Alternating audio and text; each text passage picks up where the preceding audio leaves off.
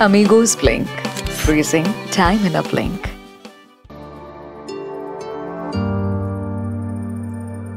Amigos Blink presents Swasthya Mitra, sponsored by Bhanu hospital Kullu. नमस्कार, मैं सिमरन भारद्वाज आपका स्वागत करती हूँ। अमीगोस ब्लिंक प्रेजेंट्स स्वास्थ्य मित्रा स्पॉन्सर्ड बाय भानु हॉस्पिटल के हमारे इस सीरीज के पहले एपिसोड पे। जी हाँ, वीडियोस के माध्यम से पिछले कुछ दिनों से मैं आपको जिस तरह से बता रही हूँ कि हम आपके सामने ये ब्रांड न्यू सीरीज लेकर आए हैं, जिसमें जैसा इसका नाम है स्वास्थ्य मित्रा, वैसे ही आपके स्वास्थ्य मित्र बनकर भानु हॉस्पिटल के तमाम रोग विशेषज्ञ एक एक करके आएंगे और तमाम रोगों के बारे में जो है वो विस्तृत चर्चा होगी। आज पहले एपिसोड में हमारे साथ जो शख्सियत यहाँ पर मौजूद हैं वो भानु हॉस्पिटल के निर्देशक डॉक्टर वाइकिंग भानु जी हैं। यूं तो वाइकिंग भानु जी किसी भी परिचय के मोहताज नहीं हैं, और कुछ शख्सियतें ऐसी भी होती हैं जिन्हें शब्दों में लफ्ज़ों में बयां करना आसान नहीं होता। इसलिए इनके इंट्रोडक्शन में एक छोटी सी वीडियो मैं आपके सामने प्ले करना चाहती हूँ। जिंदगी को देश और समाज के लिए समर्पित करने का जज्बा लिए डॉक्टर वाइकिंग भानु ने इंदिरा गांधी मेडिकल कॉलेज शिमला से MBBS की डिग्री प्राप्त कर भारतीय नौसेना में जाने का फैसला किया। यहाँ पर बतौर डॉक्टर कार्यरत रहते हुए इन्होंने भारतीय सेना के चिकित्सा कोर के सर्वाधिक प्रतिष्ठित मेडिकल कॉलेज AFMC पूना से शल्य चिकित्सा की पढ़ाई पूरी की और इसी दौरान माउंट एवरेस्ट को फतेह कर एवरेस्ट पर चढ़ने वाले दुनिया के सबसे पहले डॉक्टर बने, जिसके लिए इन्हें भारत के तत्काल राष्ट्रपति डॉक्टर APJ अब्दुल कलाम द्वारा वीरता पुरस्कार से सम्मानित किया गया।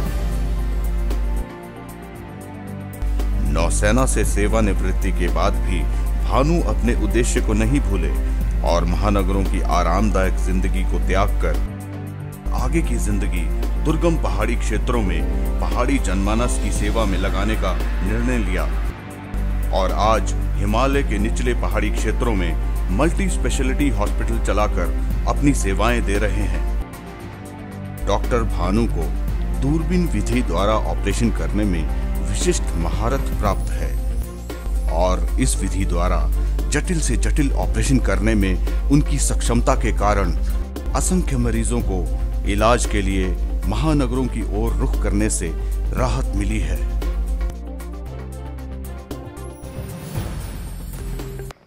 इस वीडियो में आपने देखा कि कितनी वर्सेटाइल पर्सनालिटी है हमारे डॉक्टर साहब।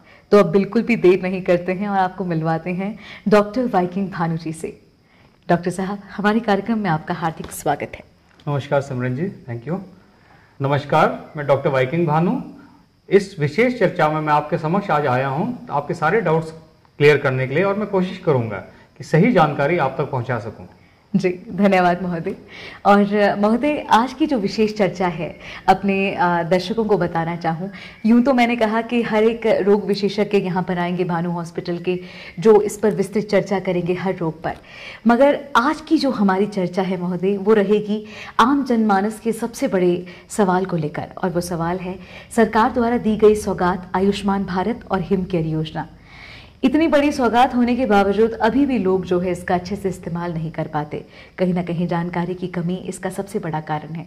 आज इसी तरह के सवाल होंगे जिसमें आप लोगों के ये डाउट्स हम क्लियर करने की कोशिश करेंगे, जैसा कि डॉक्टर साहब ने कहा।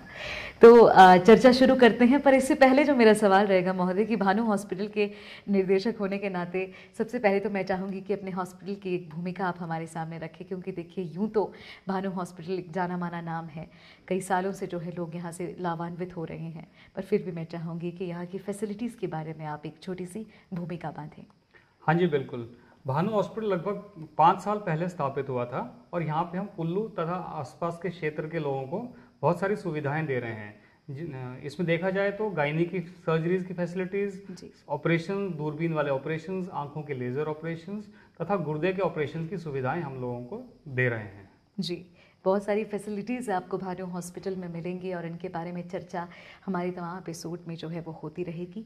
पर आज का विषय जो है हमारा आयुष्मान भारत और हिम केयर योजना। आइए तो इसके बारे में चर्चा जो है वो शुरू करते हैं।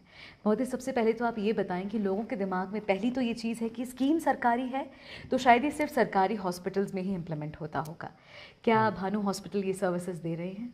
आपने ये बिल्कुल सही कहा, सरकारी स्कीम है, सरकारी अस्पताल में ही चलता है, ये सबका मानना है। जी सर। बट लोगों को शायद ये पता नहीं है, मैक्सिमम लोगों को पता नहीं है कि ये सुविधा सिर्फ सरकारी अस्पतालों के लिए नहीं है, ये हर प्राइवेट अस्पताल में भी इसकी सुविधा है। और इसके तहत हम लगभग हर प्रकार के ऑपरेशन कर रहे हैं। जी सर। और सर, अगर अंदाजन हम बात करें तो अभी तक कितने मैं कहूँ कि लोग लाभान्वित हुए हैं इस कार्ड सुविधा से? वैसे तो ये सुविधा हम लगभग 1 साल से कर रहे हैं, पर उस शुरू में एक्चुअली कोरोना काल चला हुआ था, तो उस वक्त थोड़े मरीज कम होते थे, लोगों को डर लगता था बाहर आने से, ऑपरेशन करवाने से। पर पिछले लगभग 3 महीने से कि हम लोग फुल फ्लो में इसमें ऑपरेशंस कर रहे हैं और लगभग 350 से ज़्यादा लोगों के ऑपरेशंस इसके तहत हम कैशलेस कर चुके हैं। जी सर। और सर, मुझे थोड़ा सा आप ये भी बताएं कि कौन सी डिजीज़ इसमें कवर होती हैं, क्योंकि ये भी एक बहुत बड़ा सवाल जनता के बीच में रहता है। वो कहते हैं कि कुछ डिजीज़ इसमें कवर नहीं होती। नहीं, ऐसा कुछ नहीं है कि इसमें हर डिजीज़ कवर नहीं होती है, इसमें लगभग हर डिजीज़ कवर की गई है। लेकिन उसमें भी थोड़े से डिफरेंसेस ये हैं कि ये जो स्कीम है प्राइवेट अस्पतालों में कितना अलाउड है और सरकारी में कितना अलाउड है, इसमें थोड़े से डिफरेंसेस हैं जो धीरे धीरे ऑलमोस्ट सारी स्कीमों को, सारी बीमारियों को प्राइवेट अस्पतालों को सरकार दे रही है। जी। तो माना जाए तो, देखा जाए अगर, तो गायनी के सारे ऑपरेशन, जनरल सर्जरी के सारे ऑपरेशन, दूरबीन वाले लगभग सारे ऑपरेशन तथा आंख के हर प्रकार के लेजर ऑपरेशन हम लोग इसके तहत इस सरकारी स्कीम के तहत बिल्कुल कैशलेस कर रहे हैं। जी। और देखिए, काफ़ी इन्फॉर्मेटिव ये है कि इस तरीके से इसे भानु हॉस्पिटल में इम्प्लीमेंट किया जा रहा है। और सर, मेरा जो अगला सवाल है वो ये है कि देखिए, लाभ तो तब लेंगे ना जब लोगों के कार्ड बने होंगे। अगर मैं आपको एक सही बात बताऊं तो बहुत सारे लोग तो ऐसे भी होंगे जिन्होंने अभी तक इन कार्डों के बारे में सुना तो होगा पर कभी बनवाया नहीं, शायद जानकारी की कमी इसका सबसे बड़ा कारण, जैसा मैं शुरू से कहती आ रही हूँ। तो सर, थोड़ा सा प्लीज़ आप बताएं कि क्या फॉर्मेलिटीज़ रहती हैं इस कार्ड को बनाने की? जैसे कार्ड की अगर हम बात करें, तो मरीज़ हमारे पास आता है, मान लो उसको कोई रोग है, उसको ऑपरेशन की ज़रूरत है, तो हमारा स्टाफ, हमारे डॉक्टर्स हमेशा इस चीज़ का ध्यान रखते हैं। सबसे पहला सवाल हमें उससे ये होता है कि क्या भाई जी आपके पास कार्ड है क्या? जी। एंड हमने देखा है कि लगभग यानी 50 से 60% लोगों को आइडिया ही नहीं होता है कि ये कार्ड क्या चीज़ है, किसकी बात कर रहे हैं। जी। तो ये कार्ड बनवाना एक्चुअली बहुत आसान होता है अगर थोड़ा सा पता लगे। चलो, हमारे माध्यम या आपके चैनल के माध्यम से थोड़ा सा लोगों को आइडिया लग जाए। ये कार्ड जो है हर लोकमित्र केंद्र में बनता है और इसमें आशा वर्करों का बहुत ही अहम रोल है। वो डिसाइड करती हैं या वो एक्चुअली बताती हैं कि किसका कौन सा कार्ड बन सकता है। और हम इसमें देखेंगे तो ये 2 प्रकार के हेल्थ कार्ड्स हैं। एक को बोलते हैं आयुष्मान भारत हेल्थ कार्ड और दूसरा है हिमकेयर हेल्थ कार्ड। हम अगर आयुष्मान भारत हेल्थ कार्ड की बात करें तो ये सेंट्रल गवर्नमेंट की स्कीम है। ये एक विशेष तबके के लोगों के लिए बनाया गया है, जैसे कि बीपीएल परिवार या अदर जो नॉन अफोर्डिंग क्लास है उनके लिए है। और ये पूरे वर्ष बनता है और इसका ये लाइफ टाइम कार्ड, ऐसा नहीं कि कार्ड बना तो एक्सपायर हो जाएगा, ये एक्सपायर भी नहीं होता है। एक बार आपका ये कार्ड बन गया तो ये हमेशा चलेगा कार्ड। और जो दूसरा कार्ड है, इस सरकारी स्कीम के तहत कुछ लोग रह गए थे, कुछ जिनके कार्ड अपडेट नहीं हुए थे, यानी 2011 के आसपास के बाद के बने हैं ये, उसके लिए हर स्टेट गवर्नमेंट ने एक अपने कार्ड्स बनवाए हैं। जैसे हिमाचल गवर्नमेंट ने हिमकेयर हेल्थ कार्ड बनवाया है।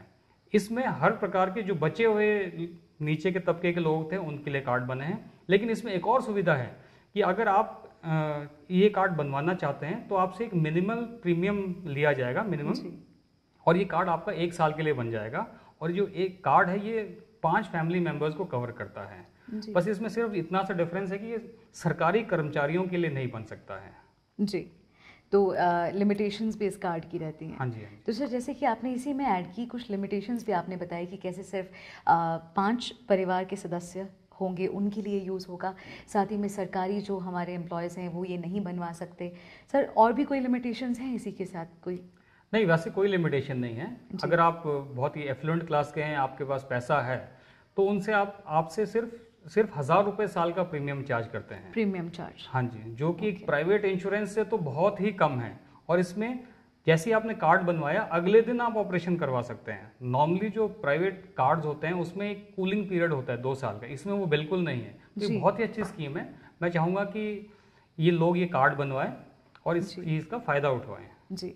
वाकई यूँ तो हमारे डॉक्टर साहब ने भी बहुत क्लियरली आपको बता दिया कि किस तरह से ये कार्ड जो है वो बनवाया जा सकता है, पर इससे भी ज़्यादा अगर आपको इसकी डिटेलिंग चाहिए तो जैसा कि इन्होंने कहा कि लोक मित्र केंद्र नज़दीकी या फिर आशा वर्कर्स, इनके पास आपको पूरी डिटेल जो है वो मिल जाएगी। और अगर आपका ऐसा कार्ड अभी तक नहीं बना है तो बिल्कुल भी देर मत कीजिए और इन दोनों कार्डों का आप ज़रूर फ़ायदा लें।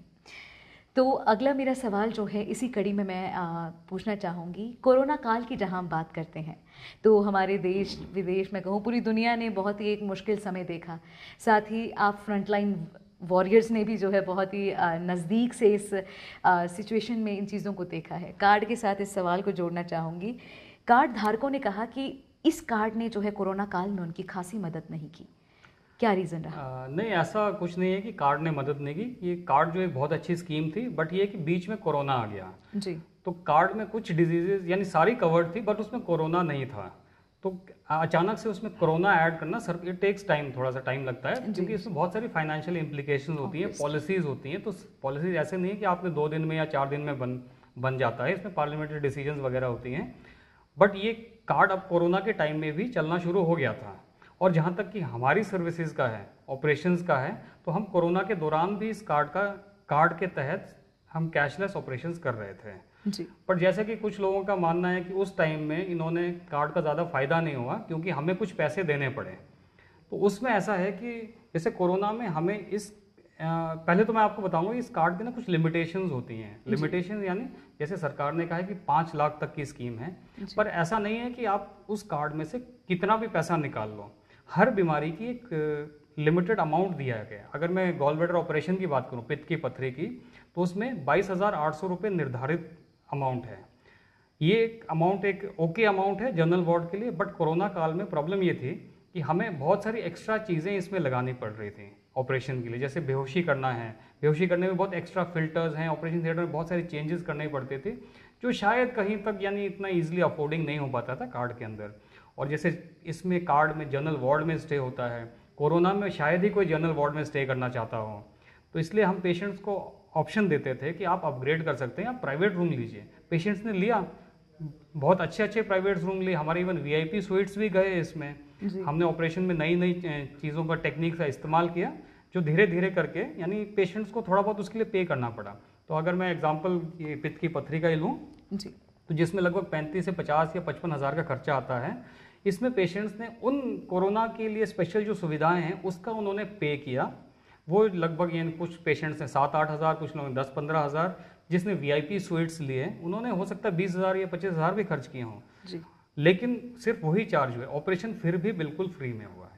जी महोदय, जैसे कि आपने बताया कि जो थोड़ा बहुत खर्चा कोरोना काल में हुआ भी है जिसको लेकर लोगों के मन में सवाल भी था, वो वाजिब था क्योंकि इस तरह से सरकार भी एकदम रेडी नहीं थी कि इस तरह से कोरोना को भी स्कीम में कैसे लिया जाए।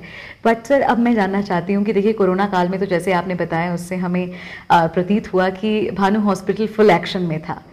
करंटली इन कार्ड्स के अंडर अभी क्या माहौल बना हुआ है? क्या लोगों को ये समझ आ गया है कि कार्ड्स कैसे यूज़ करने हैं? आपको लग रहा है कि लोग पूरी फैसिलिटीज़ ले पा रहे हैं इनकी? हाँ जी, वैसे तो काफ़ी लोगों को पता चल गया है, बट थोड़ी सी प्रॉब्लम ये है कि लोगों को लगता है कि क्या इसमें पैसे लगेंगे, क्या वार्ड में पैसे देने पड़ेंगे, कुछ और खर्चा करना पड़ेगा। लेकिन अभी ऐसा बिल्कुल भी नहीं है। पिछले 3 महीने से हम जो ऑपरेशन कर रहे हैं वो बिल्कुल ही कैशलेस हैं, सरकार की तरफ से बिल्कुल कैशलेस हैं। इसमें पेशेंट का रहना, ऑपरेशन, इवन पेशेंट का खाना भी फ्री होता है। जी। और जी हाँ, आप लोगों के सामने इस तरह की जानकारी रखने का हमारा एक ये भी बहुत बड़ा उद्देश्य है कि देखिए जब सरकार द्वारा ऐसी स्कीमें लाई गई हैं, ये सौगात है, अगर आप इसे इस्तेमाल नहीं करेंगे तो किसी भी तरह से जो है आपके लिए फ़ायदेमंद साबित नहीं होगी। और जानकारी जो है मैं तो चाहूँगी कि इस इंटरव्यू को ज़्यादा से ज़्यादा आप शेयर भी करें ताकि बहुत सारे लोगों को पता चले कि किस तरह से भानु हॉस्पिटल में इन स्कीम्स को एंटरटेन किया जा रहा है और आप लोगों का किस तरह से यहाँ पे जो है वो फ़ायदा हो सकता है एक अच्छे इलाज के साथ। मेरा जो अगला सवाल है वो ये है सर, क्या कुल्लू घाटी के तमाम प्राइवेट हॉस्पिटल्स में इस स्कीम को अपनाया गया है या फिर कुछ हॉस्पिटल्स में ही? हाँ जी, ऐसा है कि ये स्कीम जो है हर प्राइवेट अस्पताल के लिए है, वो अगर अपनाना चाहें तो अपना सकते हैं। कुल्लू घाटी में काफ़ी अस्पतालों ने इसको अपनाया हुआ है जी। और हम तो इसको लगभग 1-1.5 साल से कर ही रहे हैं जी। और जैसे हमने कुछ टाइम पहले एक CME भी ऑर्गेनाइज की थी, जिसमें CMO साहब ने चेयर किया था। तो CMO साहब ने हमें इन्फॉर्म किया था कि काफ़ी सारे अस्पताल इसमें सामने आ रहे हैं, बट ये कि कुछ कम कर रहे हैं, कुछ ज़्यादा कर रहे हैं, लेकिन ऑलमोस्ट सारे ही इन्वॉल्व हैं इसमें, और ये बहुत ही अच्छी बात है। जी। और मैं तो अपने इस इंटरव्यू के माध्यम से भी कहना चाहूँगी कि तमाम प्राइवेट हॉस्पिटल जो हैं वो जल्द से जल्द इस स्कीम को जो है वो अपनाएं, ताकि तमाम आम जनमानस को जो है इसका फ़ायदा हो। क्योंकि देखिए, हमारे ज़िला कुल्लू में जितने भी प्राइवेट हॉस्पिटल्स हैं तमाम फैसिलिटीज़ से लैस हैं। ऐसे में क्यों लोगों को बाहर जाना पड़े। आप सभी कृपया जो है इस स्कीम को अपनाएं और ज़्यादा से ज़्यादा लोगों को फ़ायदा हो। सर, अभी तक हमने बात की इन योजनाओं के बारे में, इनके फ़ायदों के बारे में, और मैं उम्मीद करती हूँ कि हमारे इस एपिसोड से लोगों को बहुत सारी जो है वो जानकारी मिली होगी। अगर आपको कोई भी डाउट है तो आप हमें जो है कमेंट सेक्शन में भी इसके लिए सवाल पूछ सकते हैं इन योजनाओं से रिलेटेड।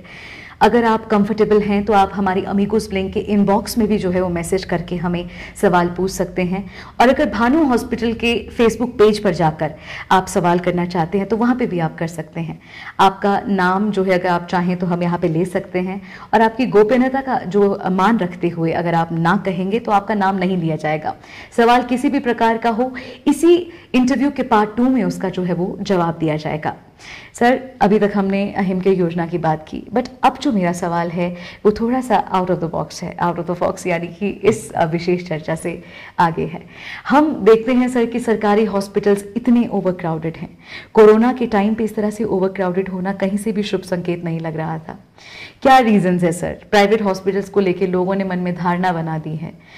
क्या रीजंस हैं इन चीज़ों को लेकर कि लोग अभी भी जो है उस तरीके से विश्वास नहीं कर पा रहे हैं? हाँ जी, आपने बिल्कुल सही कहा। ये चीज़ हम भी नोटिस करते हैं, लोगों के कमेंट्स भी आते हैं, इवन हमारे फेसबुक पेज में भी कमेंट्स आते हैं कि जैसे एक धारणा बनी है कि प्राइवेट हॉस्पिटल है, डॉक्टर तो लुटेरे हैं। इवन आप पुलिस वालों की बात करो तो पुलिस वालों को भी लुटेरे बोलते हैं, वकीलों को बोलते हैं, जजेस को करप्ट बोलते हैं। ये धारणाएं तो चलती रहती है, क्योंकि इसका कोई इसको क्लियर करता नहीं है, बस धारणा बना लेता है जी। और कोई बुरी चीज़ बोलो तो उसको हर कोई फेवर करता है। बुरी चीज़ को प्रोपगेशन इज़ वेरी ईजी ना, अच्छी चीज़ को प्रोपगेट करना बड़ा मुश्किल होता है। और जहाँ तक कोरोना के टाइम में रश की बात है, कोरोना छोड़िए, आज के डेट में देखिए गवर्नमेंट हॉस्पिटल में कितना रश होता है जी। यानी एक डॉक्टर के ऊपर लगभग 100 मरीज, वो कितने मरीजों को देखेगा। और उस यानी एक ऑपरेशन करवाने के लिए मरीज को लगभग 2 से लगभग 6 महीने तक इंतजार करना पड़ता है जी। उस मरीज के पास कार्ड हो सकता है या वो बनवा सकता है, लेकिन उसे पता नहीं होता कि ये चीज़ें प्राइवेट अस्पताल में बिल्कुल मुफ्त में या कैशलेस हो जाती हैं, क्योंकि सरकार की स्कीम है, सरकार हमें इसके लिए थोड़ा पे करती है और हम वही फैसिलिटी देंगे। आप समझिए कि हम एक सरकार का एक एक्सटेंशन बना दिया इन स्कीमों ने, जी। है ना। तो आपके माध्यम से हम चाहेंगे कि लोग समझें कि सरकारी अस्पताल का थोड़ा बर्डन कम करें। They are actually over burdened. बेचारे परफॉर्म कैसे करेंगे? वो करते हैं, सब कुछ करते हैं, लेकिन कितना करेंगे? उनकी मशीनरी बर्नआउट कर जाती है। तो इसी चीज़ को ईज आउट करने के लिए गवर्नमेंट ने ये स्कीम बनाई है कि आप प्राइवेट अस्पतालों में जाइए, इस कार्ड का इस्तेमाल कीजिए और आपका ऑपरेशन या इलाज कैशलेस हो जाएगा। जी, ये आपने बिल्कुल यहाँ पे एक्यूरेट स्टेटमेंट यहाँ पे दी है लोगों को कि देखिए, एक ही तराजू में सबको तोलना बंद कर दीजिए। प्राइवेट हॉस्पिटल्स की जहाँ पे बात है तो कहीं की भी आप सोशल मीडिया पे खबर सुनते हैं तो आप मन में धारणा बना लेते हैं कि हाँ, शायद हमारे आसपास में भी ऐसा ही होता होगा। देखिए, कॉम्प्लिकेशंस हर जगह होती हैं। आप अपनी मर्जी से अपना इलाज जहाँ करवाना चाहते हैं उसमें आपको कोई ज़बरदस्ती नहीं कर सकता, पर एट द सेम टाइम जांच पड़ताल भी बहुत ज़्यादा ज़रूरी है। अब देखिए, आज के इस एपिसोड से इन लोगों को ये भी खबर हो गई कि इस कार्ड के तहत कितनी ज़्यादा फैसिलिटीज़ आपको प्राइवेट हॉस्पिटल्स में भी मिल रही हैं। तो प्लीज़ इस कोरोना काल में भीड़ भाड़ से भी हमें दूर रहना है। और जैसा कि कहा कि सरकारी हॉस्पिटल में इस तरह से बर्डन हो जाता है कि अच्छे से परफॉर्म करना मुश्किल हो जाता है। अच्छे से जांच पड़ताल कीजिए और अपने इलाज के लिए सही जगह पर आइए।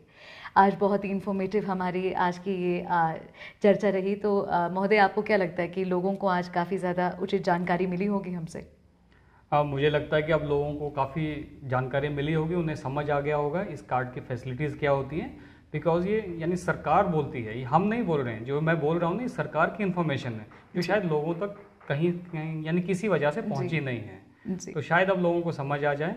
और देखिए कि जैसे highest class, best of the class operations जो होते हैं वो मुफ्त हो रहे हैं। दूरबीन द्वारा पित्त की पथरी, गुर्दे की पथरी, दूरबीन से बच्चेदानी के ऑपरेशन, आंखों का लेजर ऑपरेशन, ये सारे यानी कैशलेस हो रहे हैं। सरकार हमें पे कर रही है, हम आपसे कुछ नहीं लेंगे, सरकार है ना, सरकार दे रही है, तो क्यों ना आप इसका फायदा उठाएं, है ना। सरकारी अस्पताल में लाइन इतनी ना लगाएं, बिकॉज वहाँ के डॉक्टर्स बेचारे परेशान होते हैं, वो किसका इलाज करें, है ना। इसको डिसेंट्रलाइज करना बड़ा जरूरी है। तो देखते हैं कि शायद लोगों को समझ आए इसके बाद में। वैसे तो काफ़ी लोग अब आना शुरू हो गए हैं। जैसे मैंने आपको बताया, सीएमओ साहब ने भी खुद बताया कि भाई फ्री होता है वहाँ पे जी, है ना, सरकार सपोर्ट कर रही है, तो people should come to us actually. जी जी। और जी हाँ, इस इंटरव्यू को ज़्यादा से ज़्यादा शेयर कीजिए, ताकि जिस तरह से आपने ये जानकारी ली कि आयुष्मान भारत और हिमकर योजना कैसे प्राइवेट हॉस्पिटल्स में भी जो है वो अपनाई गई है, बहुत सारे लोगों तक ये बात पहुंचनी चाहिए और ज़्यादा से ज़्यादा लोगों को जो है वो फ़ायदा होना चाहिए। तो सर, इसी सवाल के साथ जो है हमारा एपिसोड भी अंतिम पड़ाव की ओर बढ़ रहा है। सर, अभी तक तो हमने बात की कि किस तरह से कार्ड से जो है वो फैसिलिटीज़ लोगों को मिलेंगी, पर क्या अगर कोई इमरजेंसी में आपके पास कोई भी मरीज़ आता है जिसकी आर्थिक माली स्थिति जो है वो ठीक नहीं है, ऐसे में उसको कैसे ट्रीट किया जाता है? देखिए, ऐसा है कि जिसकी माली स्थिति या आर्थिक स्थिति कमज़ोर है, वो तो यानी देख के ही मालूम पड़ जाता है जी। और कई बार ऐसा होता है, हमारे साथ ऐसा हुआ है कि कोई अपेंडिक्स का मरीज़ आया था, उसके पास में ना कार्ड था ना उसके पास पैसे थे, बट उसको था कि सरकारी अस्पताल में उसने ऑपरेशन करवाना था, समहाउ वहाँ पे डॉक्टर्स अवेलेबल नहीं थे उस वक्त में जी। तो इसमें ऐसा नहीं है कि हम उससे वही चार्ज करेंगे, हम उसको कार्ड के रेट पे ही ऑपरेशन चार्ज करते हैं, जो कि काफ़ी कम अमाउंट है। जैसे कि मैं अगर एग्जांपल बताऊं, अपेंडिक्स का ऑपरेशन जो है, हम उसका ऑपरेशन हमने सिर्फ 15,000 में किया, ऑल इंक्लूसिव, यानी दवाइयाँ, रहना, खाना मिला के 15,000 रुपये। और मैं नहीं समझता कि इतने कम रेट में दूरबीन द्वारा अपेंडिक्स का ऑपरेशन कोई और अस्पताल करता होगा। बट जैसे कि आपने मेरा इंट्रोडक्शन जो अच्छा सा बताया था मेरा वही है कि affordable health care to all, और जो बेचारा सच में जिसको ज़रूरत है, हम उसको ना बोलें कि भाई तेरे पास पैसे नहीं है तो तुम जाओ सरकारी अस्पताल जाओ या तुम जाओ, हम नहीं कर सकते हैं, ऐसा बिल्कुल भी नहीं है, बिकॉज उसको ज़रूरत है। और इनकी हम सेवा नहीं करेंगे तो हम डॉक्टर बने ही किस लिए? क्या बात है वाइकिंग सर, वाकई आपने बहुत ही कमाल की बात यहाँ पे कही, और जिस तरह से आपने अपेंडिक्स का यहाँ पे उदाहरण दिया कि 15,000 आपने अमाउंट बताया, और मुझे नहीं लगता कि दूरबीन विधि से इससे कम जो है वो हो सकता है, और वाकई जन सेवा ही जो है आपका मुख्य उद्देश्य है। और बहुत अच्छा लगा सर आपके साथ आज इस चर्चा में जुड़कर। इस एपिसोड को जो है अब हम यहीं पे अंतिम पड़ाव की ओर लेकर आए हैं। तो सर, आपको क्या लगता है कि लोगों को काफ़ी ज़्यादा इन्फॉर्मेटिव लगा होगा आज का, और मैं चाहूँगी कि लोगों से जाते हुए आप शेयर करने की भी ज़रूर अपील करें। हाँ जी, एक्चुअली ये एपिसोड बहुत अच्छा आपने इनिशिएटिव लिया, इससे लोगों को काफ़ी हद तक पता लगा होगा कि होता क्या है हेल्थ केयर में, और सरकार की कितनी अच्छी पॉलिसीज़ हैं जिसका लोगों को पता नहीं है। आप सोचिए कि एक यानी ऑपरेशन लगभग फ्री कैशलेस ऑपरेशन हो जाता है, जिसमें थोड़ा बहुत यानी जांच का खर्चा कुछ आ सकता है, तो जो मेजर चंक ऑफ ऑपरेशन है वो नहीं लग रहा है पेशेंट को जी, है ना। और मैं चाहूँगा ये सुविधा सबको मिले जी। एंड जहाँ तक कमाने वाली बात है, या कहते हैं कि यार आपको, कुछ लोगों का सवाल आता है कि इसमें आप अफोर्ड कैसे करते हो, इतनी हाई फैसिलिटीज़ कैसे दे पाते हो। बस it's like just government hospital है, गवर्नमेंट हॉस्पिटल भी तो फ्री में ऑपरेशन करता है, तो उसको पैसा कहाँ से मिलता है? बहुत कम वॉल्यूम में पैसा बहुत कम आता है ऑपरेशन का, लेकिन वो बहुत सारी जनता को केटर करता है, तो इट्स लाइक अ वॉल्यूम।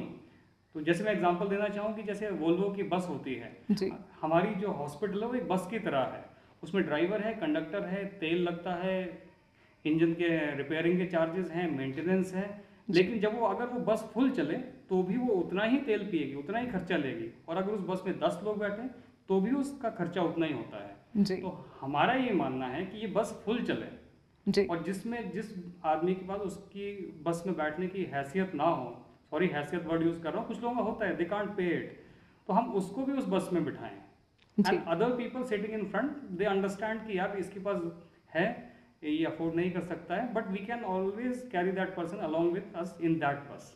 तो यही मेरी जो एक्चुअली मैं जो चाहता था वो मैं यहाँ आके मैं वो कर पा रहा हूँ जी।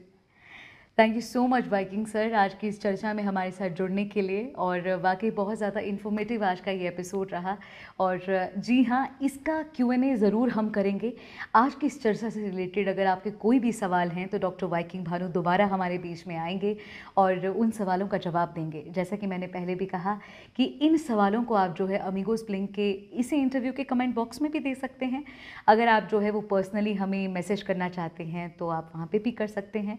और भानु हॉस्पिटल के जो फेसबुक पेज है, आप वहाँ पे भी जाके जो है वो क्वेश्चंस का अपनी पुट कर सकते हैं। ऐसे भी हम उन क्वेश्चंस को सम अप करेंगे और एक और जो है Q&A का जो हमारा एपिसोड है वो डॉक्टर वाइकिंग भानु जी के साथ होगा।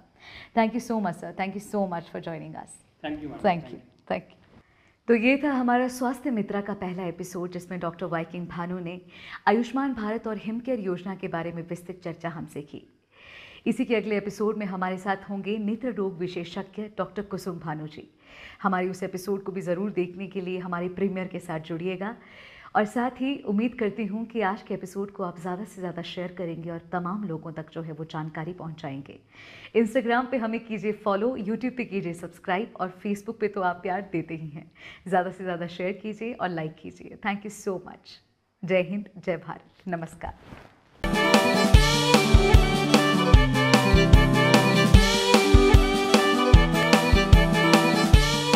Amigos Blink, freezing time in a blink.